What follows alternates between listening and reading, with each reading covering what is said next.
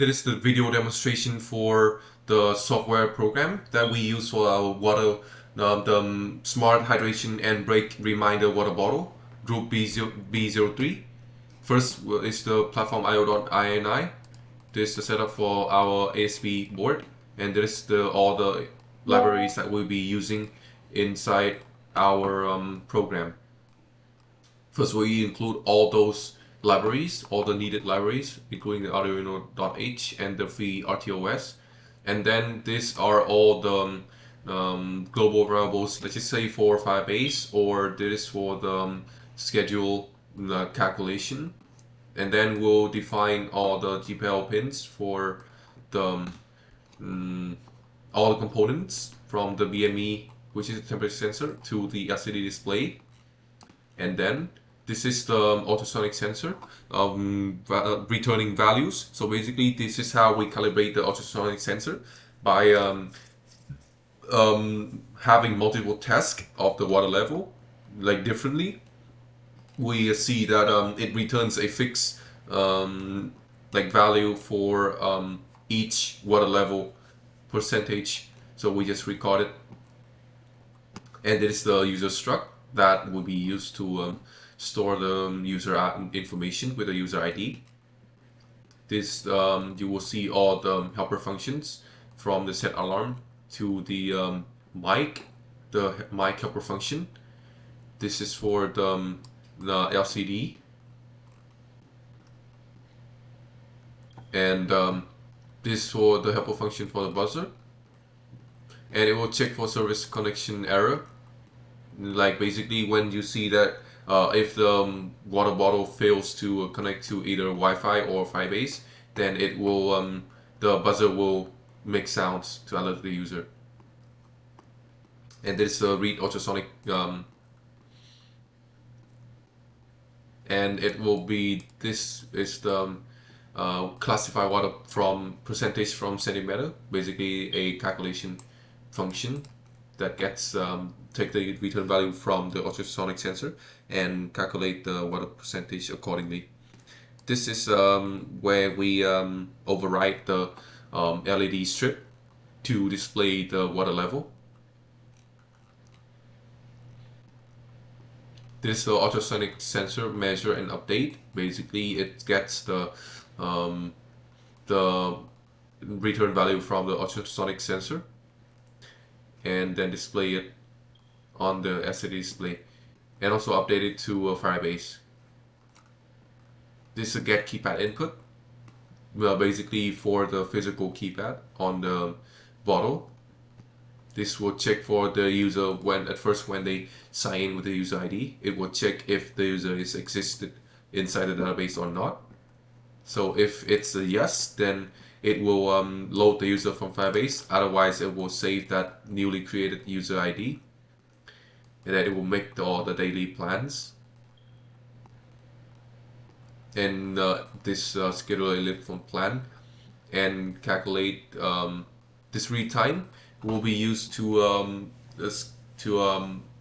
set the time, reset both the timer for hydration and break time to counting down from 10 to match this what we get from the update activity and hydration here. Basically, this for the accelerometer and the temperature sensor.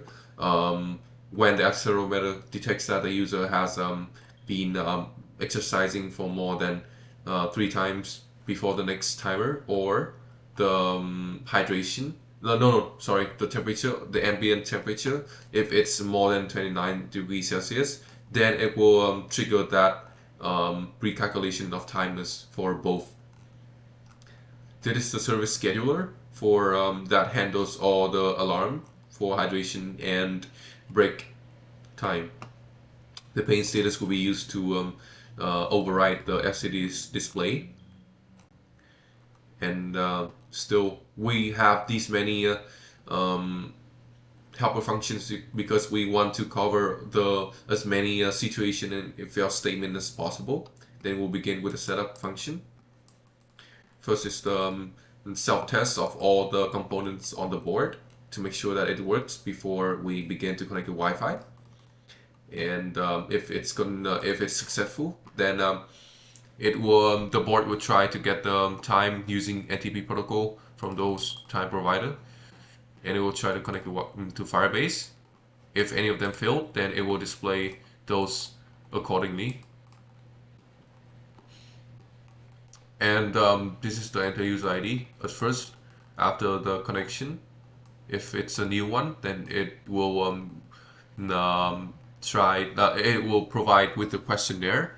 Or if the old one, then it will try to sync the user from the database, the cloud database, and then it will check for all the working of the temperature, the sensors,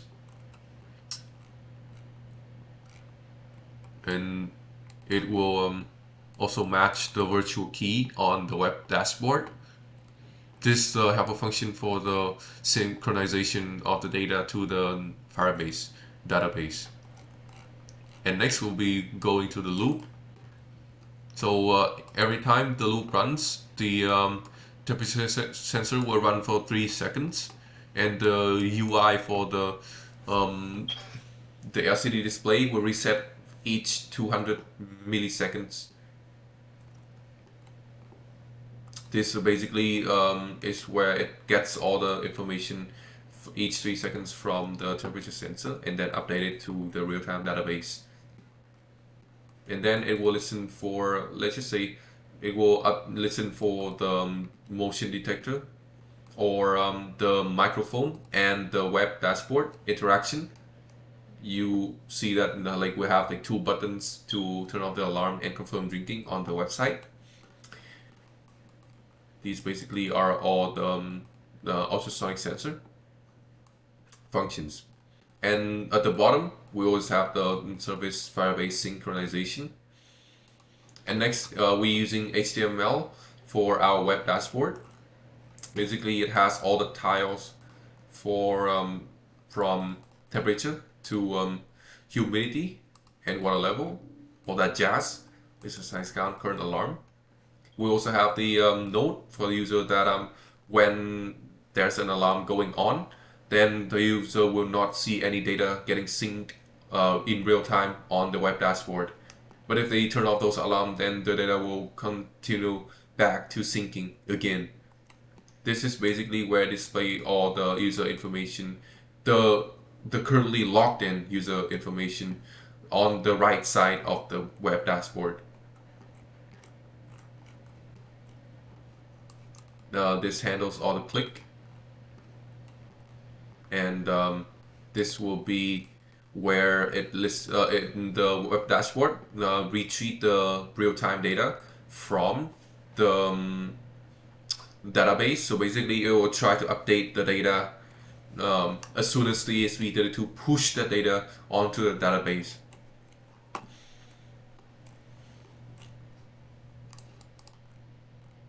And this is basically all the error handler for the website. And last but not least is the export button. This will export all the logs for the latest 7 days to a text file.